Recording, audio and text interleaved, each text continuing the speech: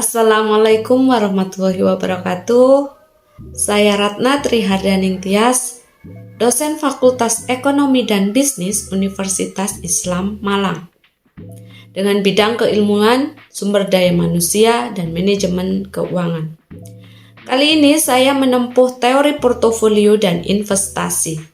Mata kuliah ini merupakan mata kuliah wajib bagi mahasiswa semester 5 pada Prodi Manajemen Fakultas Ekonomi dan Bisnis.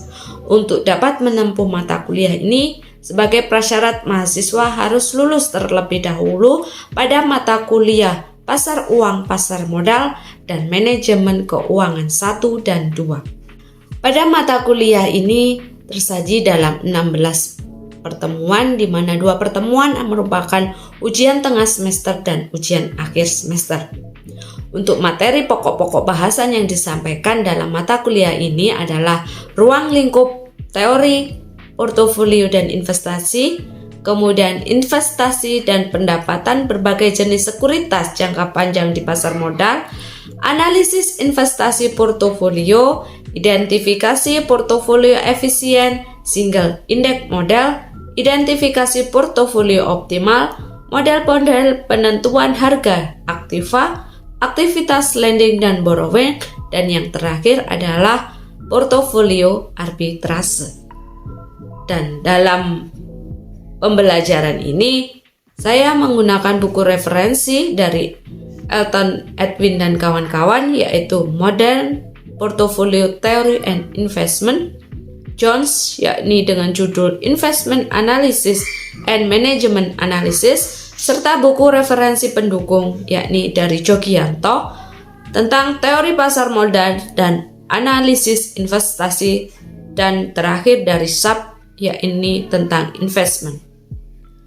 Kemudian dalam penyampaian materi, tidak lupa kami menyertakan komponen DAI, di mana D adalah delivery, yakni penyampaian materi secara terperinci kepada mahasiswa, baik secara metode luring, yakni tatap muka langsung di kelas, ataupun secara daring berupa sinkron dan asinkron maya.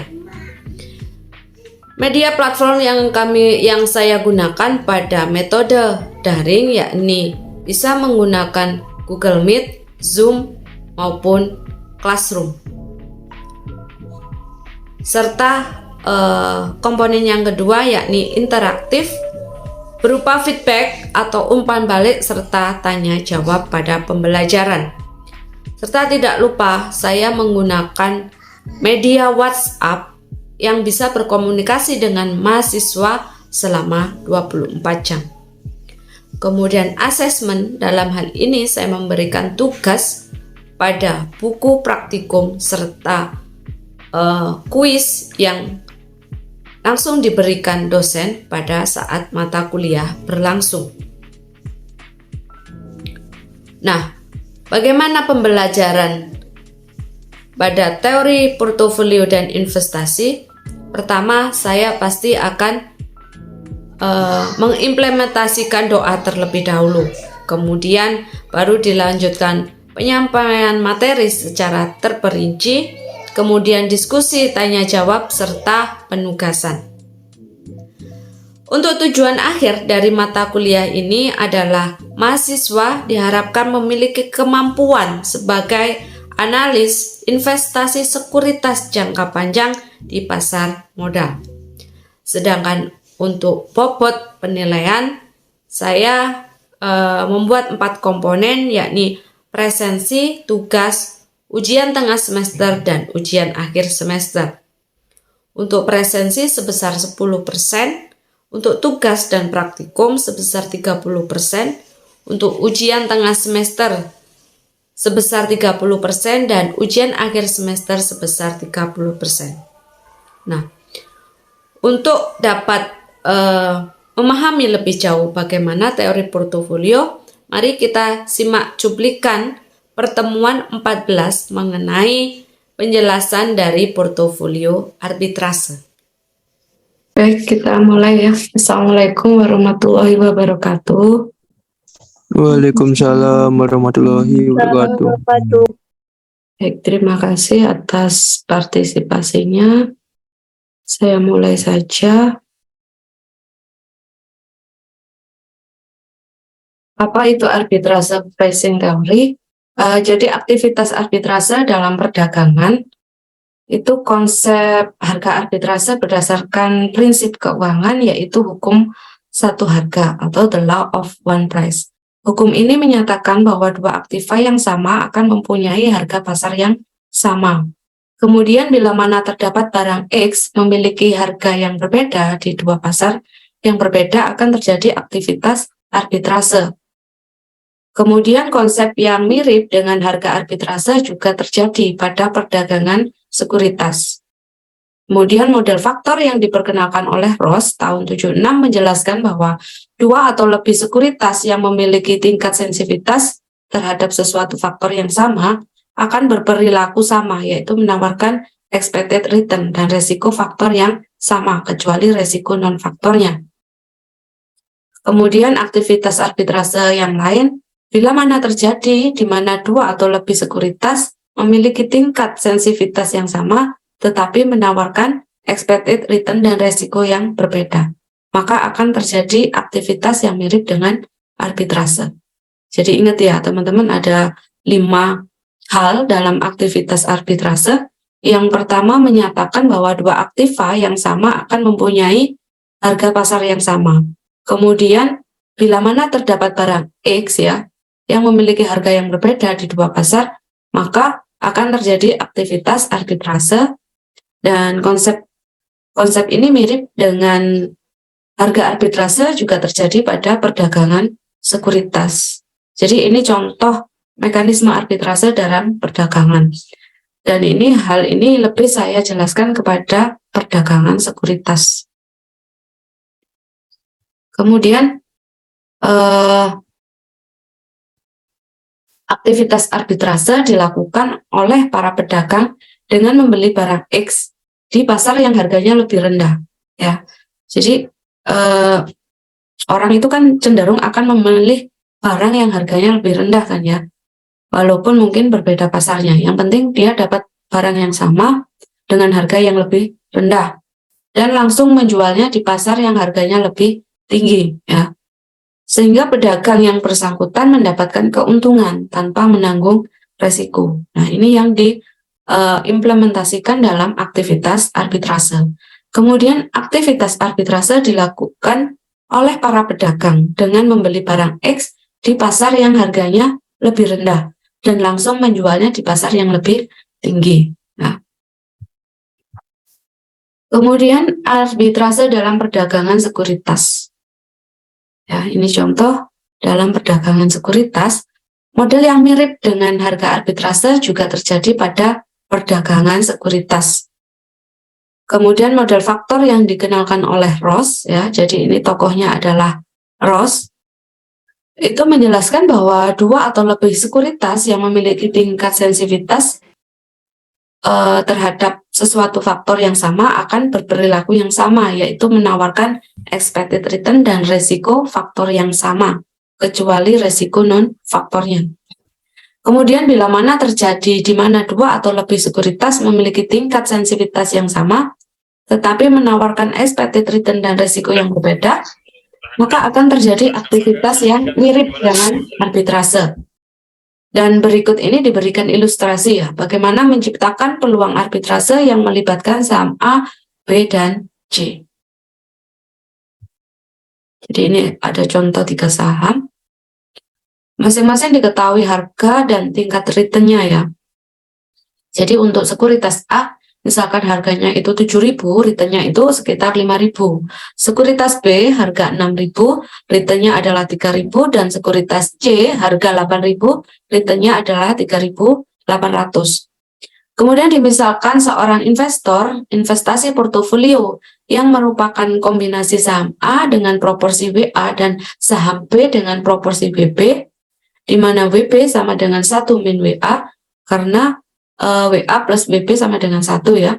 Jadi untuk menciptakan peluang arbitrase, investor melibatkan saham C ya. Jadi di sini agar terjadi aktivitas arbitrase, maka diciptakan peluang dari saham C. Peluang harga arbitrase terjadi apabila investor menyamakan return portofolio AB dengan return saham C. Ya, ini contohnya dari perhitungan WA kali RA plus WB kali RB sama dengan return saham C. Ya, kita buat persamaan terlebih dahulu seperti ini. Kemudian WA dengan tingkat returnnya tadi 5.000 dan proporsi saham B-nya tadi ya itu 3.000, min RB-nya di sini kita ganti WA kali 3.000 sama dengan totalnya adalah return dari saham C atau sebesar 3.800. Kemudian 5.000 WA plus 3.000 min 3.000 WA sama dengan 3.800. Jadi 5.000 WA kita kurangi dengan 3.000 WA, maka hasilnya 2.000 WA sama dengan 3.800 min 3.000. Jadi di sini didapatkan proporsi saham A sama dengan 800 dibagi 2.000. Hasilnya adalah 0,4. Sehingga WB juga kita ketahui ya. Kita ketahui dari rumus WA plus WB sama dengan 1, maka WB 1 min WA. 1 min 0,4 adalah 0,6.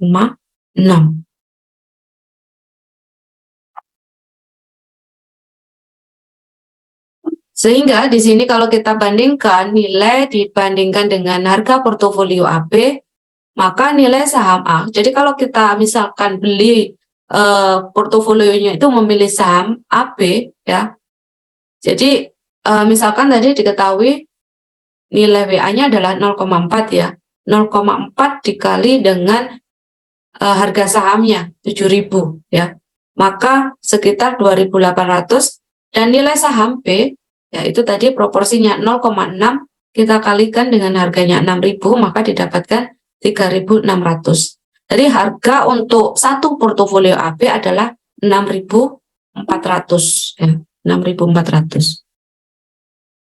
Sekarang nilai portofolio AB 6.400 dengan tingkat return AB 3.800. Return AB ini adalah dengan membandingkan dari saham C. Nilai dari return saham C tadi kan 3.800 ya, dengan harga 8.000. Sekarang kita coba melakukan aktivitas arbitrase ya di sini. Jika keduanya memberikan return yang sama 3.800, namun nilainya berbeda. Nilai portofolio AB adalah tadi 6.400 dan nilai saham C nilainya adalah 8.000.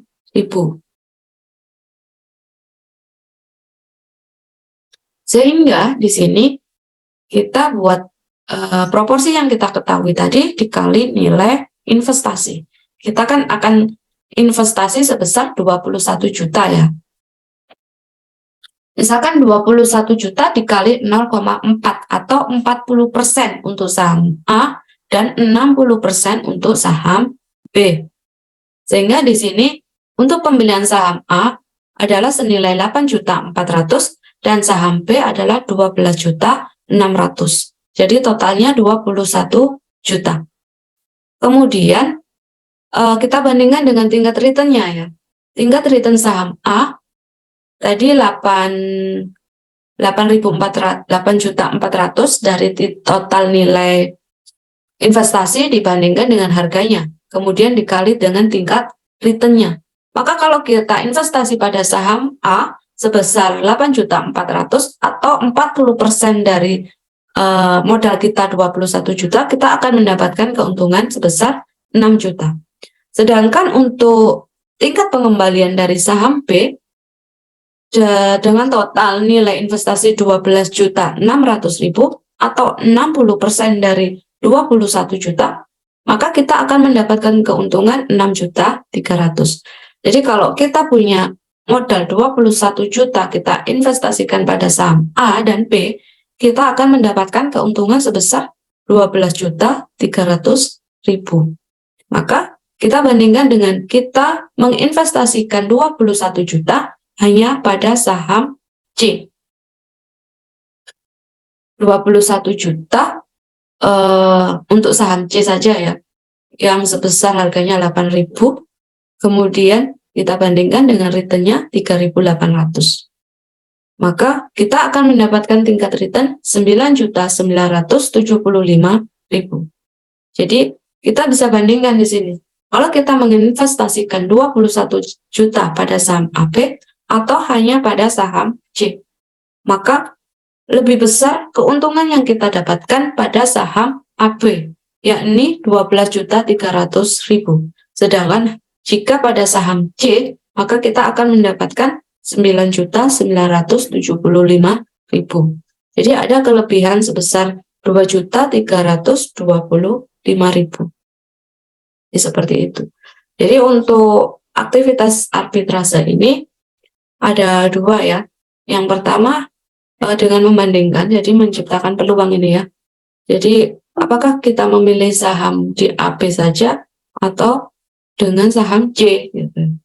Sehingga kita bandingkan dengan keuntungannya, maka akan lebih besar kita dapatkan keuntungan jika kita investasi di saham AB. Seperti itu. Ada yang ditanyakan? Silakan. Belum ada, Bu. Ya.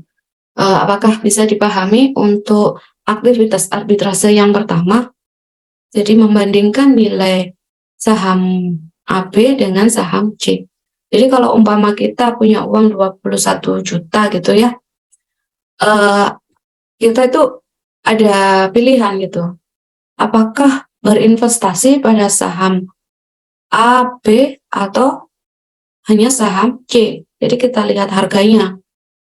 Kemudian keuntungannya adalah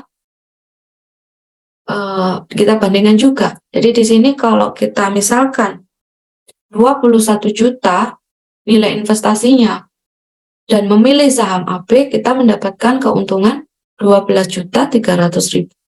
Dan jika kita investasikan pada hanya saham C sebesar 21 juta, maka kita akan mendapatkan tingkat keuntungan 9.975.000. Itu ya. Berarti ada keuntungan sebesar berapa di sini? Ada keuntungan sebesar berapa? 2.325.000. Jadi kalau kita ada pada pilihan seperti ini, apakah kita memilih saham AB atau memilih saham C? AB, Bu. AB ya. Oke, benar sekali ya. Jadi terdapat selisih keuntungan yang lebih di situ ya, sebesar 2.325.000. Oke ya, bisa dipahami dari sini? Oke. Kita lanjutkan untuk model arbitrase yang kedua. Ya, kita lanjutkan untuk model arbitrase yang kedua. Jadi dalam portofolio arbitrase, analisis investasi sekuritas, selama ini portofolio yang dibeli investor selalu diasumsikan sebagai portofolio optimal yang berkedudukan di titik singgung antara indifferent curve dengan efisien frontier. Pada prakteknya tidaklah demikian. Investor datang di bursa efek membeli beberapa jenis sekuritas ya, beberapa jenis saham dan obligasi gitu ya. Jadi tidak hanya saham, mungkin dia membeli perpaduan saham dan obligasi ataupun beberapa jenis sekuritas yang lain. Apakah portofolio yang dibeli investor merupakan portofolio optimal? Jadi masih tanda tanya ya. Baik pialang bursa yang menjadi perantara maupun investor sendiri tidak mengetahui secara pasti apakah portofolio yang dibeli merupakan portofolio optimal. Karena setiap investor selalu menginginkan portofolio terbaik ya. Jadi investor berupaya menciptakan peluang arbitrase untuk memaksimumkan return portofolio, jadi mengoptimalkan portofolio yang telah dimiliki investor.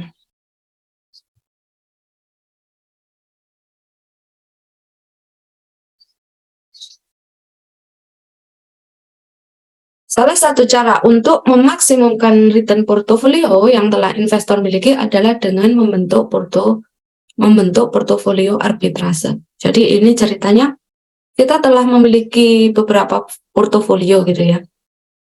Kemudian gimana caranya biar bisa maksimum returnnya gitu. Sehingga portofolio arbitrase ini yang dibentuk oleh investor yang berasal dari saham-saham yang telah dimilikinya dengan tidak menambah dana investasi. Jadi ini catatan penting ya, bahwa arbitrase itu tidak akan menambah dana investasi. Ya. Jadi tidak menambah dana investasi, tetapi dengan menambah proporsi saham, tetapi mengurangi proporsi saham yang lain. Jadi kita mainnya hanya di proporsi. Yang satu ditambah atau yang satunya dikurangi, ya. Kemudian pembentukan portofolio arbitrase tidak menambah total dana investasi. Ya, ingat ya, tidak akan menambah. Jadi totalnya dana, kalau misalkan tadi kita investasi 21 juta, itu akan tetap 21 juta. Tidak ada penambahan. Tapi return yang kita dapatkan itu bisa maksimum, bisa bertambah gitu, bisa optimal. Dengan cara menambah proporsi saham satu dan mengurangi proporsi saham yang lain, sedemikian rupa sehingga ada pertambahan return. Dan return ini tidak mengandung resiko. Ya, jadi tidak ada resikonya. Ini adalah contoh ilustrasinya pada saham A sebesar 8 juta sampai 6 juta dan saham C 6 juta. Jadi ini contohnya bagaimana portofolio itu terbangun, gitu ya. Jadi portofolio awal kan 20 juta. Itu terdiri dari saham A, B, dan C. Di mana saham A itu nilainya 8 juta, saham B 6 juta, dan saham C 6 juta. Ya. Terus gimana kita melakukan arbitrase hingga di sini saham A itu ditambah 2 juta, saham B dikurangi 0,8 dan saham C dikurangi 1,2 juta. Sehingga di sini portofolio akhir didapatkan nilai berubah ya. Walaupun tetap 20 juta, saham A sekarang nilainya 10 juta dari awal 8 juta. Saham B menjadi 5,2 juta dari awalnya 6 juta.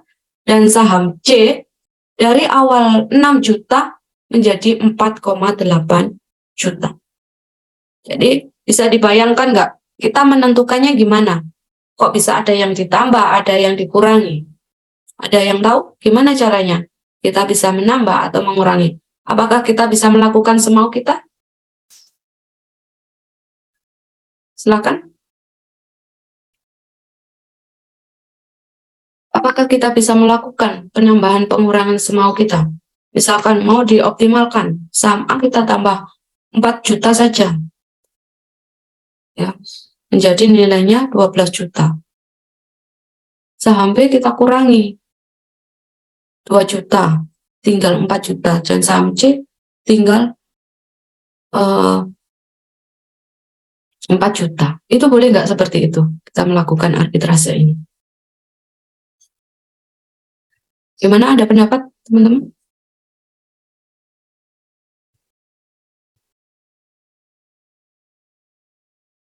Silakan. Kira-kira bisa nggak kita melakukan penambahan pengurangan semau kita gitu, tanpa ada perhitungan yang matang di situ? Gimana?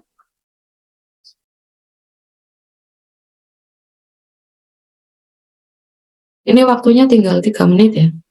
Jadi ini waktunya habis, maka perkuliahan ini selesai ya nanti teman-teman.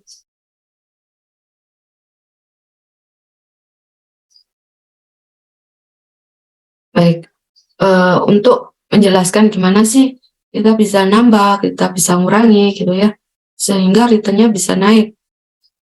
Nah, ini persamaan dari return portofolio arbitrase yaitu XA kali ERA ditambah XB kali ERB plus XC kali ERC, di mana harus lebih besar dari 0. Ya.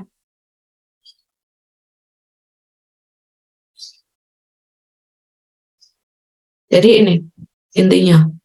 Aktivitas arbitrase tidak menambah dana, ya. Maka syarat dari portofolio arbitrase ada 3. Yang pertama, jumlah proporsi portofolio arbitrase adalah 0. Yang kedua, portofolio arbitrase tidak memiliki sensitivitas faktor, sehingga nilai beta, ya, betanya ini adalah sama dengan 0. Dan yang ketiga, return portofolio arbitrase harus positif, ya. Itu adalah 3 syaratnya. Apa 3 syaratnya? Yang pertama, jumlah proporsi portofolio arbitrase adalah 0. Oke. Yang kedua, Portofolio arbitrase tidak memiliki sensitivitas faktor. Yang ketiga, Return portofolio arbitrase harus positif. harus positif. Ini ketiga syaratnya yang harus melekat pada kita. Jadi kalau misalkan proporsinya itu 1, itu tidak bisa, ya. Karena kenapa? Karena 0. Karena kita tidak menambah tambahan dana di situ, ya. Kita tidak ada tambahan dana. Maka ya nilainya harus 0. Kemudian yang kedua, portofolio arbitrase tidak memiliki sensitivitas faktor. Jadi nilai betanya itu tidak kita hiraukan di situ. Dan yang ketiga, return portofolio arbitrase harus positif, ya. Jadi tingkat pengembaliannya itu harus positif, tidak bisa minus. Oke. Sudah paham semua ya dari 3 syarat ini? Paham semua, alhamdulillah. Jadi nanti kita bisa lakukan praktik, ya, praktik untuk melakukan portofolio arbitrase. Jadi apakah ini harus ditambah atau dikurangi dengan membuat alternatif, ya. Jadi nanti ada alternatif